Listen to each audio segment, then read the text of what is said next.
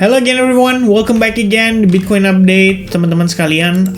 Thank you banget kemarin yang udah pada mampir ya di live streaming dan penjelasan saya seputar altcoins ya, alt season. Semoga di sini bisa sangat dimengerti oleh teman-teman semua yang menonton di video atau di live streaming itu. Tayangan ulangnya bisa diakses ya teman-teman selama masih ada di sini ya. Nanti kalau saya ganti di sini ya baru nggak bisa diakses. Tapi ya kemarin seru banget ya discussionnya, berbarengan dengan market yang bergonjang-ganjing, tapi akhirnya Bitcoin hari ini naik lagi ya. Jadi ini yang akan kita bahas sama teman-teman sekalian. Makanya kemarin waktu saya sempat after itu ya, saya putuskan untuk live streaming lagi tuh agak subuh ya menjelang sahur. Dan kemudian ya kita ngelihat Bitcoin itu sempat berupaya untuk naik ya. Tapi per hari ini kita baru dapat konfirmasinya karena Bitcoin udah menciptakan new all time high lagi ya untuk kesekian kalinya.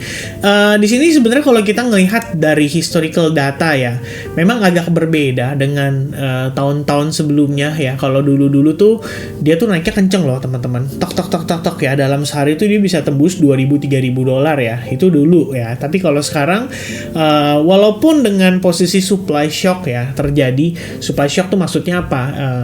Saya cukup yakin lah para holders Bitcoin ini nggak akan mau jual gitu loh dengan kondisi sekarang. Padahal ini opinion ya, personal opinion teman-teman. Dulu waktu saya memutuskan untuk belanja Bitcoin ya, ketika harga lagi murah-murahnya, saya tuh berpikir, planning saya seperti ini. Bitcoin halving, habis itu bull run, Bitcoin nyampe ke all time high sebelumnya, saya mungkin akan distribusi ya kayak semacam mungkin 5-10% lah dari total portofolio yang saya pegang di Bitcoin. Tujuannya apa? Untuk saya belanjain di altcoins ya. Harusnya di penjelasan kemarin tuh nggak tahu deh, kalau yang nyimak full ya, Anda harusnya mengerti kenapa demikian gitu. Dan kenapa altcoin sekarang belum pump tapi malah sebetulnya merupakan kesempatan gitu untuk teman-teman nambah barang gitu kan. Dan jangan please jangan tanya lagi ya. Tadi saya lihat ada yang nanya lagi tuh ya, kayak mana tadi? Ada yang nanya lagi teman-teman ya, kayak jadi ini kapan, bulan berapa boleh beli dan bulan berapa istilahnya boleh jual. Waduh, ini berarti nggak nyimak ini ya. Dia cuma sekedar lihat judul habis itu, atau mungkin nonton sekilas tapi kemudian dia nggak nyimak secara keseluruhan ya. Jadi ya itu, jadi saya bingung ya kalau misalkan kayak gitu lagi ditanya lagi, susah juga ya. Saya sendirinya juga jadi nih teman-teman. Jadi momen tepat untuk beli bulan apa dan jual di bulan apa. Wah, ini sih request instan ya. Dan saya juga nggak bisa jawab kalau kayak gitu ya, karena sebenarnya kemarin udah lengkap banget penjelasannya. Sayang sih kalau misalkan nggak dicoba untuk dipahami ya teman-teman sekalian. Anyway, kita mau bahas dulu untuk Bitcoin ya. Jadi progres Bitcoin sejauh ini gimana ya? Kalau saya lihat sih kemarin itu ya seperti yang kita mention ya di waktu live streaming pagi-pagi itu, saya sudah sampaikan bahwa liquidation heat map ini harusnya menjadi target serangan ya daripada pergerakan market kemarin. Jadi memang kita tahu mungkin banyak long buyers ya di situ dengan leverage yang besar gitu loh. Jadi kalau kita ngelihat funding rate-nya juga memang naik ya kan. Funding rate itu udah naiknya lumayan konsisten guys dalam beberapa hari terakhir. Kita ngelihat angkanya itu udah nggak balik-balik lagi di kisaran 0,02-0,03% gitu loh. Ya, kita ngelihat dari kemarin nih Binance saya naik terus ya, sempat 0,1%. Itu sebenarnya merupakan pertanda bahwa ini udah terlalu, bebannya udah terlalu berat, terutama dari sisi futures market ya. Karena futures market itu kalau misalkan dari segi price futuresnya itu lebih tinggi daripada indeks yang disebabkan oleh permintaan di futuresnya tuh lebih signifikan. Jadi kalau orang-orang transaksi itu berarti lebih banyak pakai perpetual contract atau pakai futures atau mungkin pakai option ya. Intinya mereka pilih yang alternatif yang derivatifnya gitu loh. Dan ketika itu terjadi ya of course ya kita harus waspada terhadap possibility adanya liquidity grab, liquidity sweep, karena ya exchange juga perlu cari uang gitu kan untuk, dan mereka ngelihat momen kayak gini ya ini harusnya jadi kesempatan besar ya untuk mereka manfaatkan dan mereka bisa jadikan ini sebagai sasaran empuk gitu. Nah kalau kita ngelihat per saat ini sebenarnya directionnya kelihatan cukup clear ya kalau menurut saya sih. Untuk yang 3 harian aja di sini kita ngelihat liquidation heat map-nya tuh gedenya di atas ya. Ada 460 juta di harga 74.650. Dan ini sama kayak saya bilang kemarin ya, ibaratnya apa? Ketika harga turun, ini mengaktifasi orang-orang untuk melakukan sell short, ya kan? Mereka-mereka yang coba untuk nebak topnya, ibaratnya. Jadi mungkin mereka sell short di sini, oke, ya kan? Wah, ternyata naik lagi, ya rugi kena likuidasi, ya udah nggak masalah. Kemudian mereka coba lagi sell short di sini, wah sempet di bawah likuidasi dulu, habis itu di bawah turun, kemudian dia merasa wah ini harusnya kalau ditahan profit nih, ya. Kemudian harga mengalami retracement, balik ke atas, oke dia sell short lagi gitu. Dan sekarang liquidationnya di mana? Ya ada di 74 ribuan dolar lebih kurangnya. Kalau kita lihat di sini yang paling tebal itu ada di angka 74.650. So very likely 74.6,5 ini pas banget dekat dengan Fibonacci minus 0,618% yang saya sudah update dari beberapa hari lalu, teman-teman. Kelihatannya itu bakal jadi target dikejar sampai atas gitu ya. Nah, menariknya lagi kalau kalian notice, ini sebenarnya pergerakan Bitcoin kalau kita ngelihat dari time frame besar ya. Teman-teman perhatikan deh, ini adalah all time high. Ya, ini all time high nih, tahun 2021. Kemudian kalau kita ngelihat Bitcoin inflow ya, BTC ETF spot table, saya buka yang Farsight punya. Ini kemarin tuh katanya adalah the biggest inflow ever ya, sepanjang Bitcoin ditradingkan di ETF spot. Dan totalnya itu adalah 1 triliun dolar guys ya. Ini bukan 1.000 dolar ya, tapi ini dalam bentuk juta dolar guys. Artinya 1.000 miliar dolar itu adalah 1 triliun dolar kemarin teman-teman. Setelah Grayscale jualan gede ya di tanggal 11 Maret, kemarin tiba-tiba masuk dengan sangat besar dan Grayscale menariknya cuma jual tipis guys. Ya. Nah, kalau udah ngelihat progres kayak gini, saya pikir ya menarik ya, dalam artian money flow ke Bitcoin tuh benar-benar semakin signifikan gitu loh. Dan supply shock itu benar-benar real. Apalagi nanti setelah halving. Kalau setelah halving, let's say Bitcoin yang di mining itu dipangkas lagi separuhnya. Dalam sehari para miners tuh bisa ngumpulin sekian Bitcoin, sekarang separuhnya. Tapi demand-nya sebesar ini dan bahkan masih bisa lebih besar lagi. What do you think guys?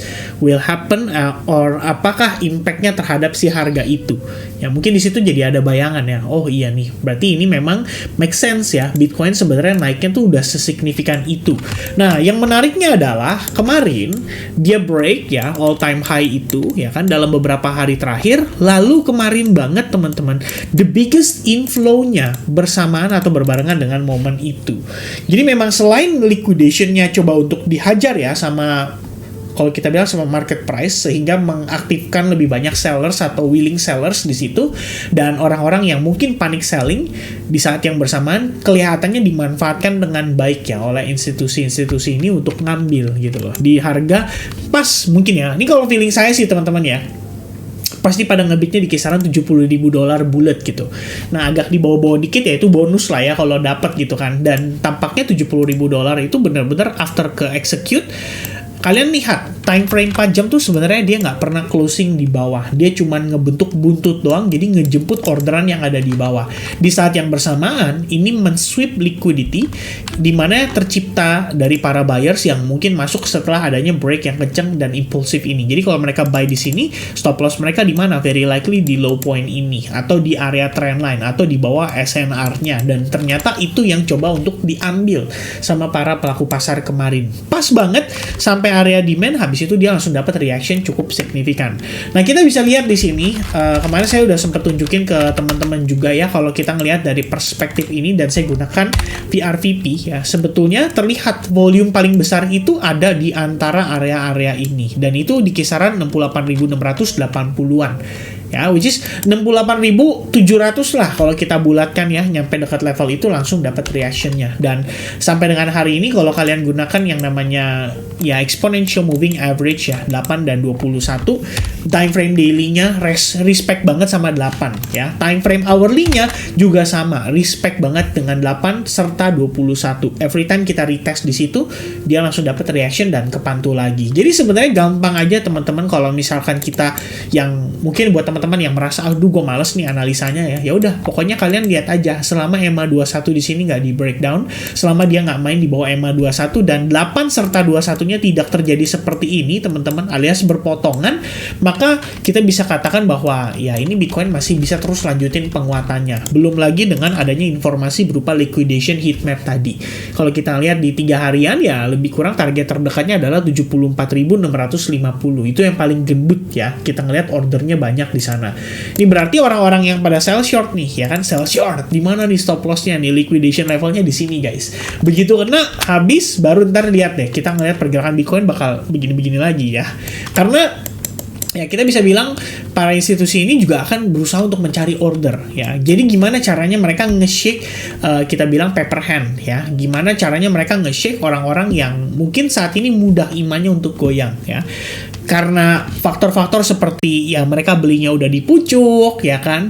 Kemudian kalau turun dikit jadinya volatilitasnya itu bisa mempengaruhi portofolio dia hingga minusnya belasan persen. Nah itu pasti bakal bikin galau mereka teman-teman. Dan itu yang menjadi sasaran atau incaran dari para institusi ini untuk mereka coba untuk goyangkan imannya ya para pelaku pasar atau para retail investor yang udah pada beli dari zaman-zaman entah kapan teman-teman. Ya kiranya seperti itu. Nah sekarang ini price discovery ya, there's nothing we can do. Teman-teman mungkin bisa lihat indikator, kalian bisa lihat ini terbentuk divergence, volumenya kelihatan lemah dan lain-lain. Tapi kalau menurut saya udah di posisi kayak gini, ini semua udah tergantung dengan on-chain data aja ya. On-chain kemudian kita lihat dari si inflow institusi juga saya rasa akan masih tetap berpengaruh gitu ya. Kita perlu tahu juga kapan miners mulai jualan dan lain-lain. Itu bakal jadi faktor-faktor yang mempengaruhi pergerakan Bitcoin sehingga kita bisa mengantisipasi terhadap potensi adanya dump ya yang bisa terjadi di market.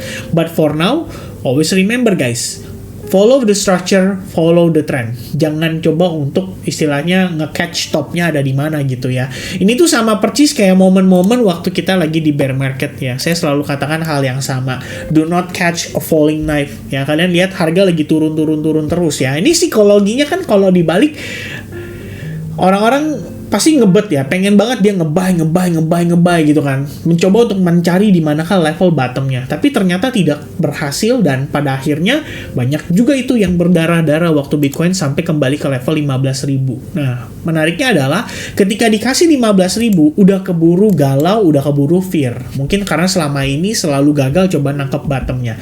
Makanya selalu ada meme kayak when I buy the dip and the market keep dipping ya kan, yang dia megang kopi tuh si bapak-bapak ya kan, I buy the dip and the market keep dipping gitu kan, jadi tetap turun lagi.